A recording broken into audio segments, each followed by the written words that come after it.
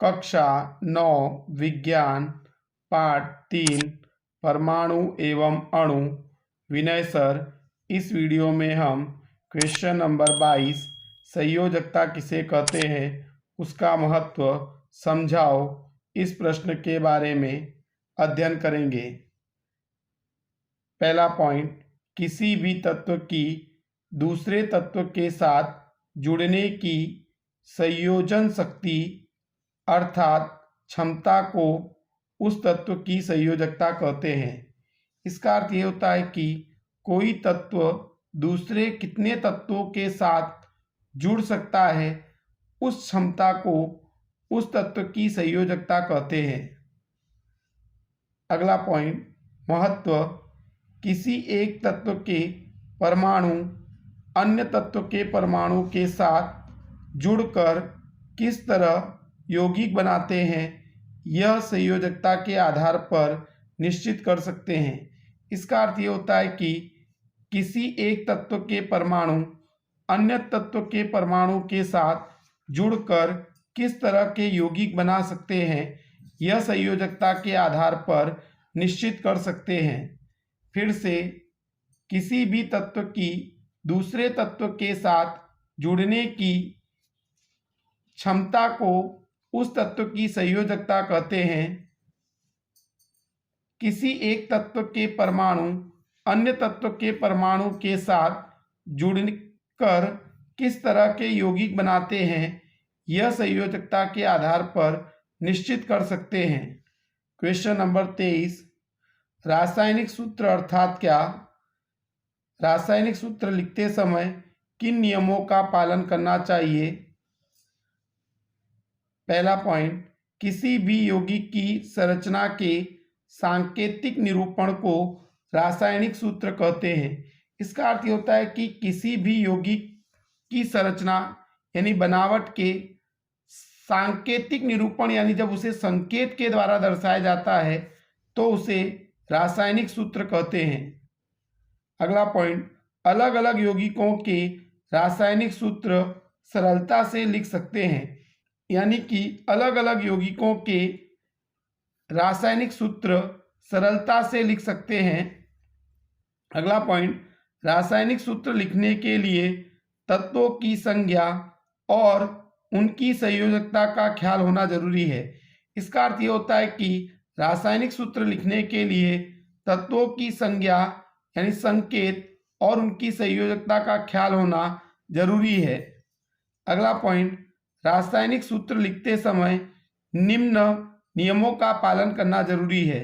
इसका अर्थ होता है कि रासायनिक सूत्र लिखते समय निम्न नियमों का पालन करना जरूरी है। नंबर 1, आयन की संयोजकता और आवेश संतुलित होने चाहिए।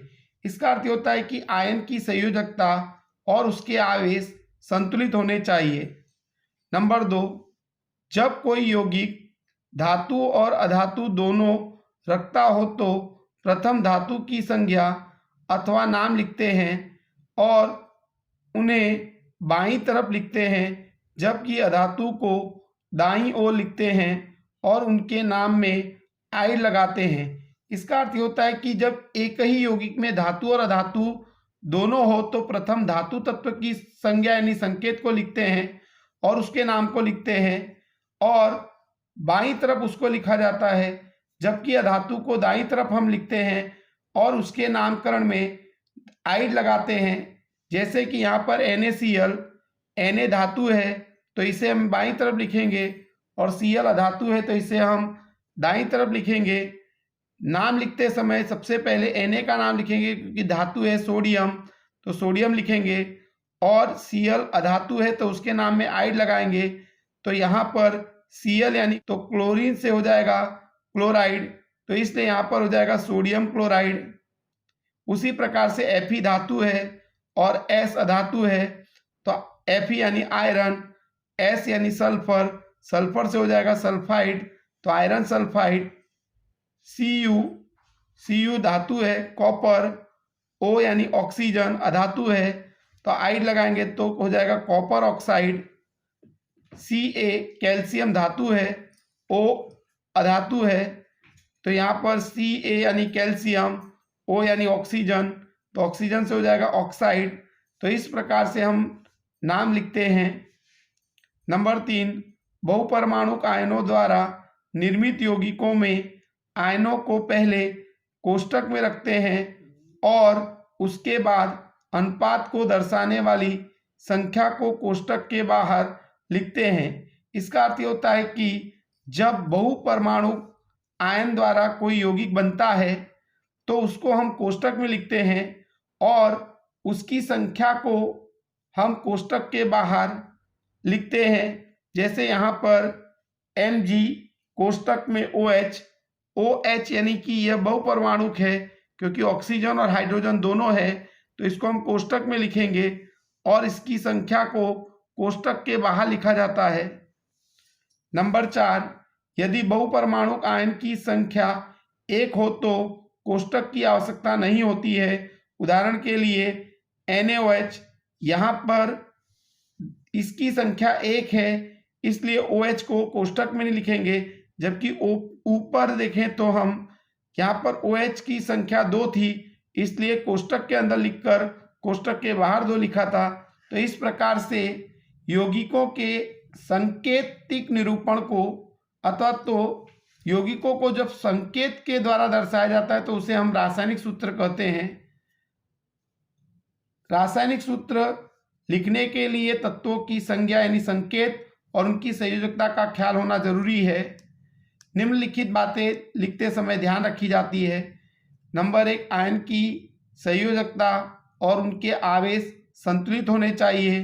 नंबर 2, अगर यौगिक में धातु और अधातु दोनों है तो धातु की संज्ञा को हम बाईं ओर और अधातु की संज्ञा को दाईं ओर लिखते हैं और नामकरण में पहले धातु का नाम लिखते हैं और अधातु के नाम में आइड लगाते हैं।